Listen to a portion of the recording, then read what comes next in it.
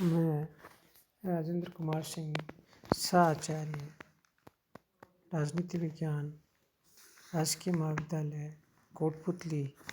आज हम first year के फर्स्ट पेपर में डेविड स्टर्न के व्यवस्था सिद्धांत का विश्लेषण जो किया गया है उसका अध्ययन करेंगे, जिसमें पूर्व में मैंने उसके बाकी चीज़ों का अध्ययन किया था। आज हम डेविड स्टर्न के जो आगत निर्गत मॉडल है उसका अध्ययन करेंगे।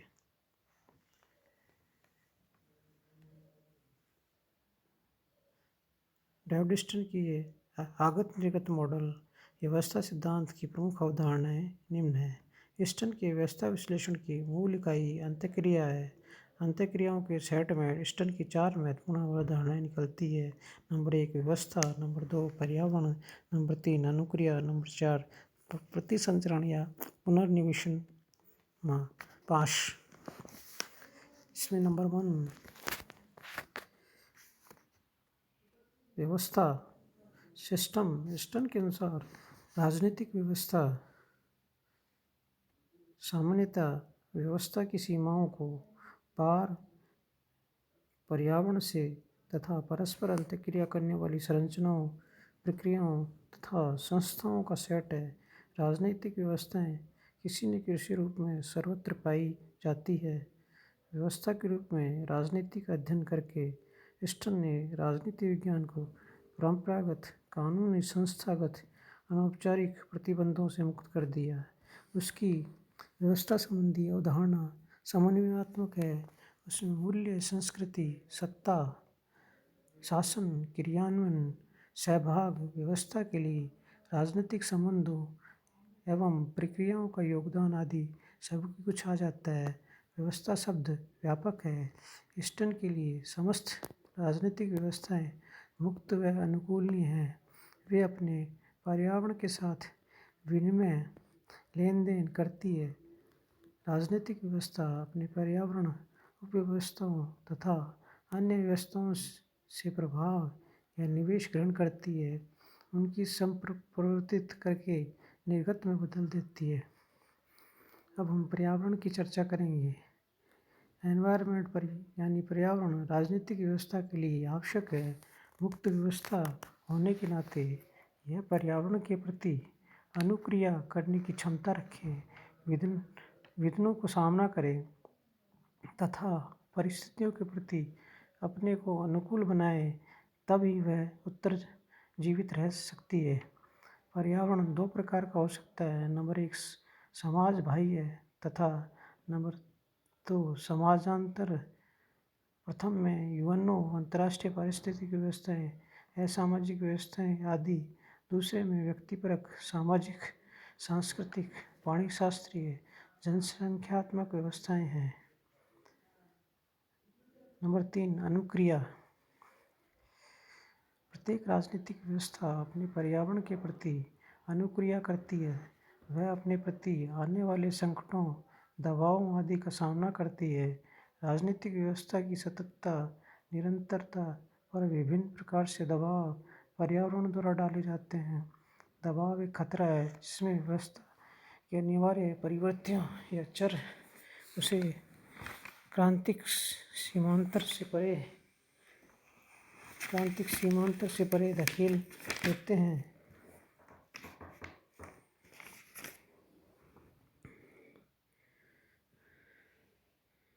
क्रांतिक सीमांतर से परे धकेल देते हैं।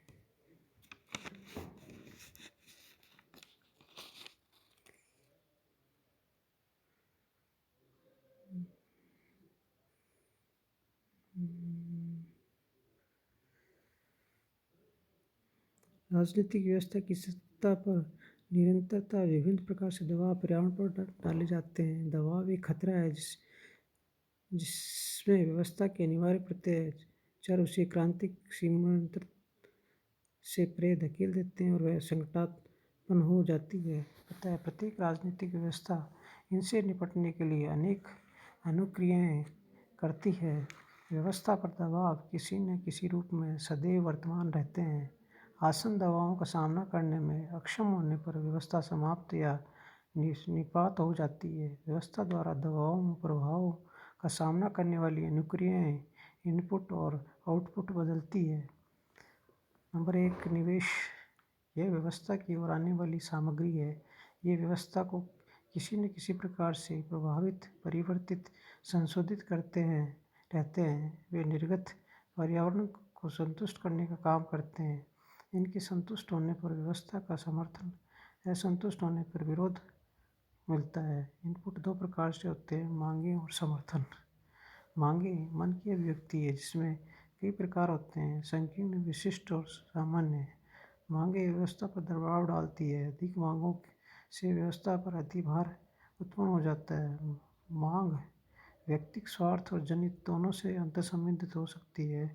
समर्थन एक महत्वपूर्ण निवेश है जिसके होने या न होने से महत्वपूर्ण परिणाम निकलते हैं।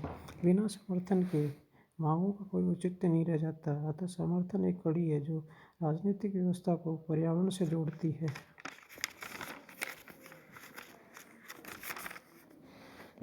नंबर 2 निर्गतों की चर्चा करेंगे। निर्गत वे उत्पादित वस्तुएं हैं जो इनपुट के रूपांतरण के बाद प्राप्त होती है। इनपुट को समर्थन तथा सूत्रबद्ध करके व्यवस्था के सामने निर्णय लेने के लिए रखा जाता है। राजनीतिक व्यवस्था विभिन्न प्रकार के निवेशों पर निर्णय लेती है। व्यक्तियों द्वारा रखी गई मांगों पर राजनीतिक व्यवस्था का निर्णय ही अंतिम होता है। अब हम चर्चा करेंगे प्रतिसंहरण पास फीडबैक लूप क्या होता है। डेविड स्टन के मॉडल में प्रतिसंहरण एक अत्यंत महत्वपूर्ण अवधारणा है। यह पर्यावरण तथा निर्गतों के विषय में सूचनाओं को व्यवस्था तक संचारित करने की प्रक्रिया है। प्रतिसंहरण पास सूचनाओं की प्राप्ति, प्रतिक्रिया, परिणाम की निरंतरता का नाम है। आउटपुट का उद्देश्य सदस्यों की आवश्यकताओं को पूरा करना। व्यवस्था के निर्गत से सदस्यों की आवश्यकताएं पूरी हुई या नहीं, यह जनता की इस संबंध में क्या प्रतिक्रिया है, इस संबंध में जो भी सूचनाएं अधिकारीगणों के पास आती है उसे प्रतिसंहरण पास कहा जाता है। डेविड स्टन ने जो व्यवस्था का मॉडल दिया है, व्यवस्था सिद्धांत का मॉडल दिया है, उसमें सबसे पहले हम चर्चा करेंगे निवेश जिसमें हम सबसे पहले पर्यावरण को रखेंगे, फिर उसमें मांगे, समर्थन और अन्य व्यवस्थाएं आ जाती है। फिर राजनीतिक व्यवस्था सत्तात्मक रूपांतरण करती है जिसमें नीतियाँ, निर्णय मूल्य, विविधान, कार्यान्वयन, अन्य व्यवस्थाएं निर्गत के रूप में प्राप्त होती है। पर्यावरण और अन्य व्यवस्थाएं जो प्रतिसंहरण की प्रक्रिया है वो होती है, और उसके बाद जो वापस कोई मांगे और समर्थन के द्वारा वापस नीतियाँ, निर्णय मूल्य, विविधान के रूप में कार्यान्वित होती है। डेविड स्टन की अब हम आलोचना करेंगे व्यवस्था सिद्धांत की, इसकी क्या क्या आलोचनाएं हैं। अमूर्त विश्लेषणात्मक व्यवस्थाओं पर विचार करने के कारण स्टन नियंत्रण शक्ति एवं प्रभाव जैसे तथ्यों को छोड़ बैठा। नंबर 2 ये राजनीतिक का सामान्य व्यक्तिगत सिद्धांत नहीं है जिसके निर्माण की भाषा स्टन ने अपनी आरंभिक कृति में व्यक्त किया है। नंबर 3 सततता की दृष्टि से स्टन न तो पूरी तरह से तार्किक है और न अनुभविक आधार पर सर्वभावी व्यवस्था के प्रश्नों पर विचार करता है। नंबर 4 स्टन राजनीतिक व्यवस्था को अराजनीतिक व्यवस्थाओं से विश्लेषणात्मक आधार पर भी विलग करने में शुरू से यह सफल रहा है। नंबर 5 वह राजनीतिक जीवन की व्यवहार व्यवस्था के सामान्य सिद्धांत का तो निर्माण करना चाहता है, पर यह स्पष्ट नहीं है कि सततता का विशिष्ट पक्ष ग्रहण कर लेने के बाद यह किस प्रकार संभव है। अब हम चर्चा करेंगे राजनीतिक व्यवस्था की उपयोगिता की। राजनीतिक व्यवस्था की उपयोगिता क्या है। राजनीतिक व्यवस्था की उपयोगिता के तहत यह संपूर्ण राजनीतिक व्यवस्था पर ध्यान केंद्रित करता है। राजनीतिक व्यवस्था पागम है वो संपूर्ण राजनीतिक व्यवस्था पर ध्यान केंद्रित करता है, जिससे कि जब तक पूरी राजनीतिक व्यवस्था पर ध्यान केंद्रित नहीं करेंगे तब तक राजनीतिक व्यवस्था को हम समझ नहीं सकते। नंबर 2, यह राजनीतिक व्यवस्थाओं के गत्यात्मक विश्लेषण का मार्ग खोल देता है। डेविड स्टर्न का जो मॉडल है वो राजनीतिक व्यवस्थाओं का गत्यात्मक विश्लेषण का मार्ग खोज देता है, और इससे हम उसका गत्यात्मक विश्लेषण कर सकते हैं। हम इस दृष्टिकोण का संबंध किसी विचारधारा से नहीं होने के कारण राजनीतिक व्यवस्था इस दृष्टिकोण में प्रयोग द्वारा तुलना में विश्लेषण करना संभव है। यह विचारधारा से संबंध नहीं होने की वजह से राजनीतिक व्यवस्था में इस दृष्टिकोण के द्वारा तुलना और विश्लेषण करना संभव हो पाया है। अब हम चर्चा करेंगे इससे राजनीतिक व्यवस्था में परिवर्तनों एवं विकास की दिशा का अंदाज़ा लगाया जा सकता है, जिसके आधार पर राजनीतिक व्यवस्था की क्षमता और सामर्थ्य का संकेत मिल जाता है।